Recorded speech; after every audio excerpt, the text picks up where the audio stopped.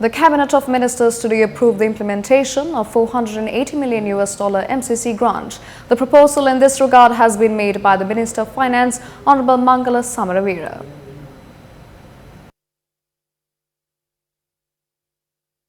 According to a release issued by the Ministry of Finance, the MCC consists of grant funds for traffic management in Colombo, road construction island-wide and land administration improvements covering the whole country.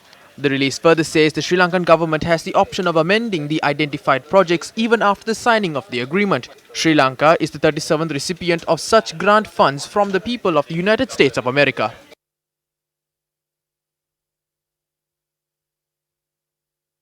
It was with great difficulty that Sri Lanka won her independence in 1948 and freed herself from over 300 years of subjugation.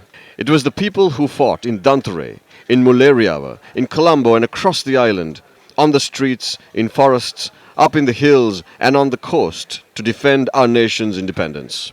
For the second time, it took President Ranasinghe Premadasa to take the bold step of sending back foreign troops and protect our sovereignty. Today is a sad day as once again Sri Lanka's independence and sovereignty is in peril with the government signing the MCC agreement. With AXA already signed not once but twice, only SOFA remains. Add this to the multiple one-sided agreements with other nations signed by this government and those of the past. What's remaining of Sri Lanka is left to the imagination. Newsfirst stands by its reporting that agreements such as the MCC are not in the best interest of Sri Lanka. Ultimately, the repercussions of these agreements isn't about millions of dollars, but rather an incalculable cost that will be paid by our children and theirs. Agreements signed on the cusp of elections must be treated with suspicion. Let history show that Newsfirst reported the facts to the people and stood by its belief that Sri Lanka cannot be the plaything of foreign nations.